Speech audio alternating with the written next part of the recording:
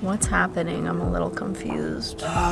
We just stopped at a gas station. We picked up the bird. I'll get to that in a second. What is happening right now?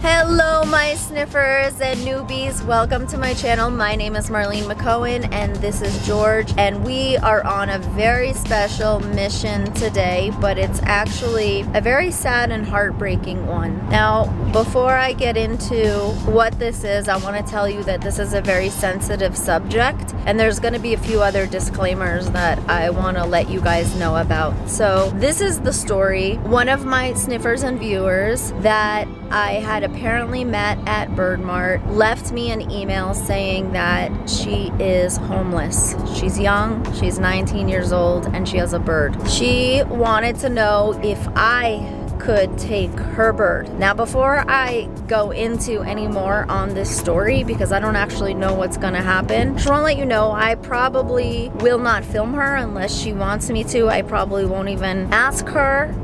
There may be small pieces of it that I can get, but obviously the reason I'm covering this is because you guys probably gonna need to know why there's another bird in my house, and I'm gonna cover it from my perspective, not from hers, because I don't want anybody to be shamed or embarrassed, but I want you guys to know that the world that we live in is sometimes hard. Another disclaimer that I want to say to you guys is that I'm not in a position to take in a bunch of birds. You know this. I've gotten so many emails and I've turned so many people down because I saw that they were in a position where they could probably handle it themselves, but I always do offer to try to rehome birds instead of me taking them. So I just want you guys to know, because sometimes things can look like I'm just gonna take all the birds in the world, and I don't want things to look like that. But what I did realize here, no, we do wish we could, but what I want you guys to realize from this video is that I felt like this is a little bit of a dire situation. If this is the situation that she's truly in, it is an urgent state, and this is a young girl that doesn't know what to do, so I agreed to take her bird until she can get back on her feet. Yeah, we found out yesterday, so it's kind of an urgent. It is urgent. An immediate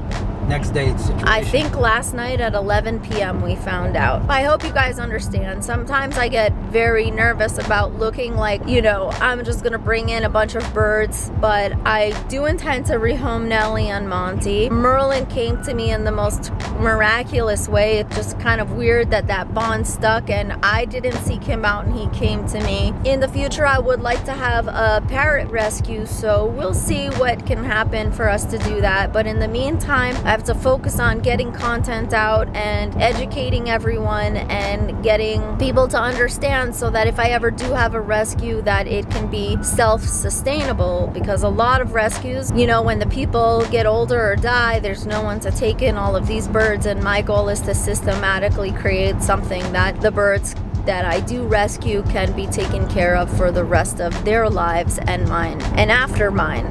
So that's a story. I just wanted to let you guys know what's going on. We try to help however we can. If we get there and we feel like we can help in any other ways, I really don't know. She has no Wi-Fi. She has to go to McDonald's to talk to me. I can't even call her on the phone. And another thing that's crossed our mind, like, this isn't the best thought in the world, but you have to think like this, is you always got to think like, what if we're being set up to go somewhere? But I doubt that. Yeah, I doubt it. We're driving an hour away just to see if there's any way we can help. I just felt like I've met her before, and if I meet you, you become my friend, whether you know it or not.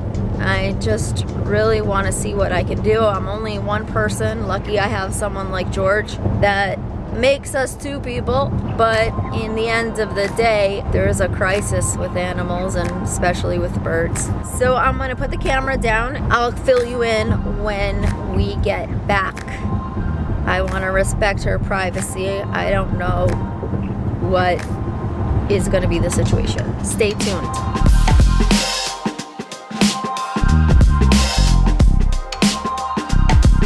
What's happening? I'm a little confused. We just stopped at a gas station. We picked up the bird. I'll get to that in a second. What is happening right now? This guy came up to me and was asking for a little bit of money, and I pulled $2 out, and he's like, look, I mean, I know this is crazy to ask, but do you mind like helping me and my family, to stay somewhere, like at the hotel down the street? And I'm like, how much is it? He's like, it's like $65. He's like, it's crazy, but I really need the help. And I mean, and I was like, I guess hold on a second, let me finish filling up gas, and then we'll see what happens. That's why I was telling you, but he said Lemon Tree. How's he getting there? I don't understand. With his bike. I told him, you want me to take you? Get in the car, I'll take you. So what are we gonna do? Basically go to the hotel and pay for it? Yeah, I guess I'm just gonna do that. Everybody is in such hard situations. So he's gonna ride his bike from there? I guess so. Is there like a hotel here somewhere? Were you not listening to his directions? I don't remember. That's not... Yeah, I don't think this is the way. This is a strange day. While he's looking it up, let me just tell you where we're at. I have the bird in the back of the car. I didn't want to film anything. They are the sweetest young couple who came upon hard times. They're so thankful. I was like, are you hungry? Like, you know, like I wanted to take them to eat. They're like, we just ate. Like they're so humble. We are gonna get their resumes tomorrow, and I'm gonna look for apartments online for them and just try to work with them to help. I'm gonna tell you more about the bird in a second once I figure out what the heck is going on here.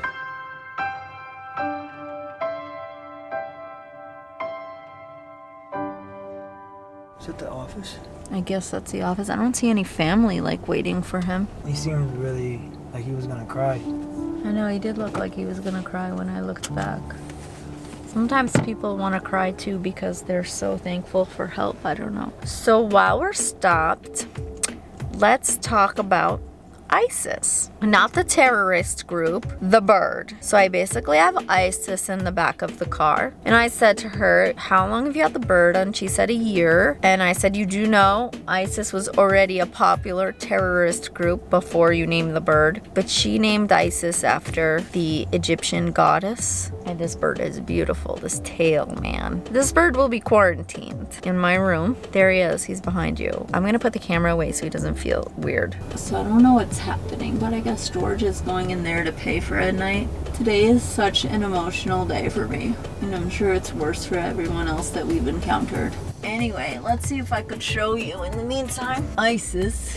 Here's the carry-on for ISIS. This is all she has. Right now I have a cage at home. She said she's never really been in a cage because she was on her perch stand. I don't really want to disturb her because I think she's sleeping.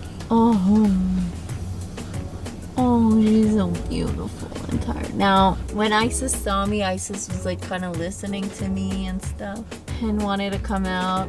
But I'm gonna wait because since I don't even know what's going on right now, man, when we get on a roll of doing random things, our day is never lame. It's just so sad to see people in such unfortunate situations. But I think what also might have interested them is to hear our stories of struggle. And a lot of people don't know this, but George grew up where he couldn't even go to school because he had to work to take care of his family. So he's been working since he was very young, and he had dreams to be a doctor, but he could never afford to do anything like that. And he really couldn't stay in college even because he just needed money more than he could actually have the time to go to school. Surprisingly, you know, George was able to offer a lot of advice in the situation because he's been in similar situations, and I've been a starving actress before. I know that's kind of hard for you guys to believe. Not quite anything like what they are going through right now, but I just believe in their strength and their power and their heart, and I just think that like there's no way but up from here, and we're gonna see what we can do to help. So I think hopefully we were able to offer them kind of like a light at the end of the tunnel, just to see what other people have gone through and overcome. Nobody really knows what anybody's life is like until they live it. Look at this guy right now. Like, a lot of people have unfortunate situations, but if you're at your lowest, there's nowhere to go but up, and appreciate everything that you do have when you are moving up the ladder. I have this mentality where if I only have $5 in the bank account, and believe me, that's been most of my adult life, I'm like, oh great, I can buy Starbucks. And you know, I think in some way, my mom always says like, I'm unrealistic. But in some way, that mentality like keeps a certain kind of positivity. I don't know. There's some universal secrets that I believe in that I think have helped me along the way. I can't wait for you guys to see this bird. I think I'm gonna be a little bit overwhelmed. I promised her, I was like, don't worry, I'm gonna give you your bird back. We'll get you on your feet, see what we could do, if you need any kind of support, advice, whatever. So this is temporary. What happened? What's going on? I just got in my room. What was it? Looked like you were talking so deeply though. Where's this family right now? They're in the room. They had to come up with money to pay for it right now. So basically, the kid is already in bed, and the wife left right now, and she got the. Oh, she was the person that went in there? Yeah. I saw a lady go in. And so what did he say to you? That he's trying, he came up to me, and when he was asking for money, after he asked for money, he's like, look, take my number. If you need someone to do gardening or wash cars or something, it's like I told him, look, I'm not from here. I'm from like an hour away, so I don't know how that's going to really help you. But and that's when he asked me, like, look, I'm in a situation, and I kind of need to pay for the room over there. He was like, it was like saying like, how thank you so much. It's like, like this will help me, and like at least I can save some money, and maybe tomorrow I won't have to be so stuck with this. And they're just getting by because I guess he had surgery on his back or something, and he had like really bad surgery in this area or something. I don't know. I saw him like limping or something. Yeah. And then he's saying like for a few months now that his family's not helping. I don't know. It's just sad. I kind of feel good that I helped him, but I feel bad that there's people out there like that.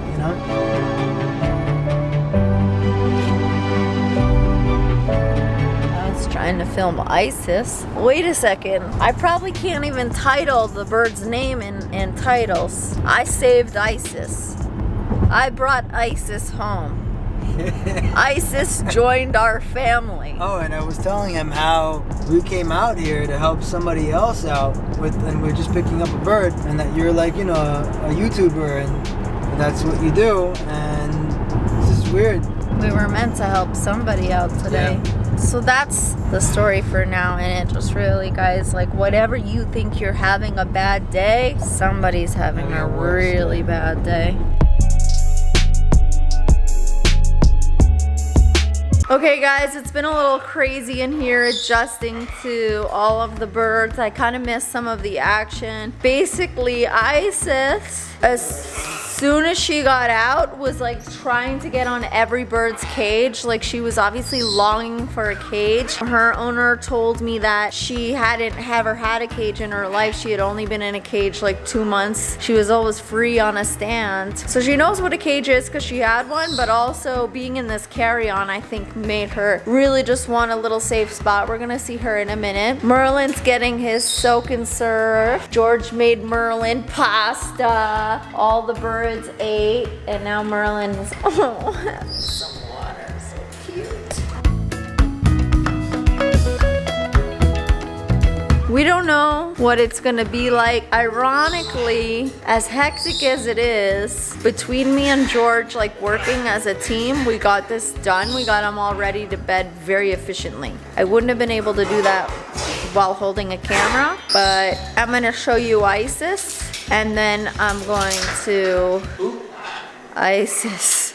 YouTube, please do not demonetize this video. Coming with me. Yeah.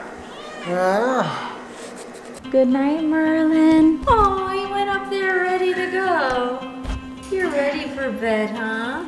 He's been doing a lot of cat noises today and a lot of phone ringing. I'm gonna cover this properly and then see you in a second. Where's Isis? Oh, this cage is so empty. I need to put toys in it tomorrow morning. But actually, the first day you get a bird, you don't want to have toys. You want them to focus on you.